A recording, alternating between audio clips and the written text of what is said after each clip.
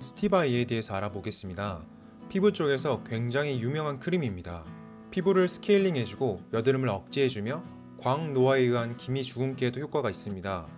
다른 기능성 화장품은 기능은 있겠지만 의약품인 스티바에는 약이므로 아예 효과가 있습니다. 스티바에의 성분은 트레티노인인데 이름이 익숙하신 분들이 계실 겁니다. 여드름 약으로 유명한 로아큐탄 그리고 이소티논 성분이 아이소트리티오닌인데 같은 계열의 약이라고 생각하시면 됩니다. 스티바에를 바르는 로아큐탄이라고 약간 과장해서 이야기할 수 있습니다. 스티바에의 장점은 여드름뿐만 아니라 광노화에 의한 미세주름을 완화시켜줍니다.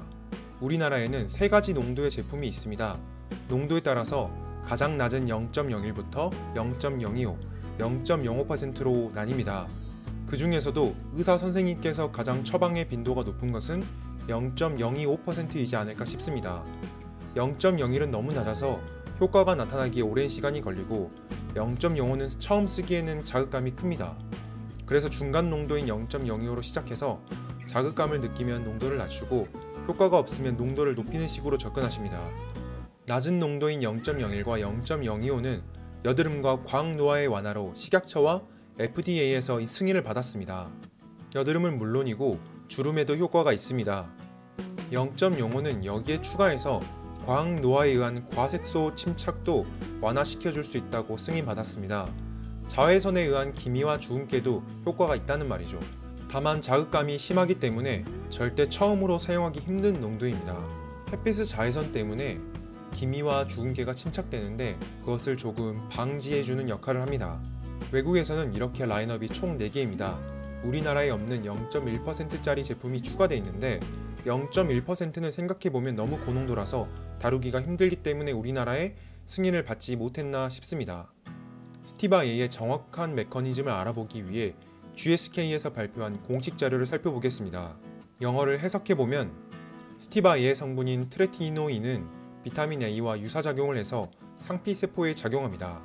두 번째로 피부의 자극과 동시에 각질을 용해하는데 이게 일종의 피부 스케일링 작용으로 각질층을 제거해서 피부를 맨질맨질하게 합니다. 두 번째 작용 때문에 상피세포의 분열이 촉진되고 피부세포의 응집력이 약해지고 두꺼웠던 각질세포가 얇게 펴집니다. 이런 작용으로 기미와 주근깨가 있는 멜라닌 색소도 퍼뜨리면서 색을 연하게 합니다. 조금 더 작용 기전을 살펴보면 피부 스케일링 작용을 통해서 피지가 밖으로 분비되는데 여드름, 특히 도움되는 것은 여드름의 생성 자체를 막아준다는 것이 정말 큰 효과입니다. 여드름 면포는 염증이 없는 상태인 화이트헤드, 블랙헤드로 뭔가 둘러싸인 구조를 의미하는데 화이트헤드와 블랙헤드가 생길 싹을 잘라버립니다.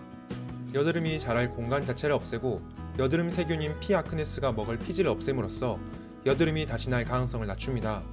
종합적으로 피부에 전혀 도움이 되지 않는 여드름을 뽑아버리고 스케일링 효과로 피부를 청소해주며 각질층이 얇아져서 좋은 피부로 되게끔 해줍니다. 사용 방법으로 스티바에는 밤에 바르셔야 합니다. 한 번 또는 2번 바르시는데 피부가 민감하신 분들이라면 이틀에 한 번씩 사용하셔도 됩니다. 주의사항을 정말로 잘 숙지하셔야 됩니다. 첫 번째로 자외선 차단을 잘 하셔야 합니다. 기미와 주근깨를 제거하기 위해 사용하는 이 크림이 자외선 차단을 안 하시면 기미 주근깨가 오히려 심해질 수 있습니다.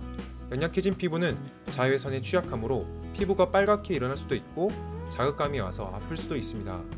두 번째로 1에서 5주 사이에 피부 발적이 일어날 가능성이 높습니다. 즉 적응 기간이 어느 정도 필요합니다. 제품 사용 설명서에서도 경미한 피부 발적이 일어날 수 있거나 강한 피부 자극감이 나타날 수 있다고 되어 있는데 이런 경우 투여 간격을 늘리거나 제제의 농도를 조절하라고 되어 있습니다. 그러니까 매일매일 바르지 마시고 이틀에 한 번, 3일에 한 번 바르는 식으로 변경하셔서 익숙해지면 그때부터 매일 바르기 시작하시는 게 좋습니다.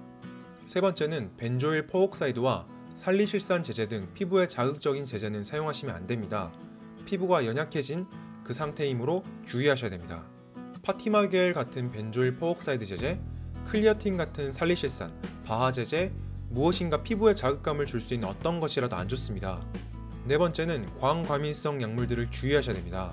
많이 사용하지는 않겠지만 이 중에서도 여드름 항생제로 사용되는 미노사이클린과 독시사이클린을 드시는 경우에는 웬만하면 같이 드시는 것은 추천드리지 않습니다. 광독성을 증가시키므로 민감성이 조금 더 올라갈 수 있습니다. 다섯 번째로 감기와 세인트 존스 워트 그리고 비타민 A의 보충제를 피합니다.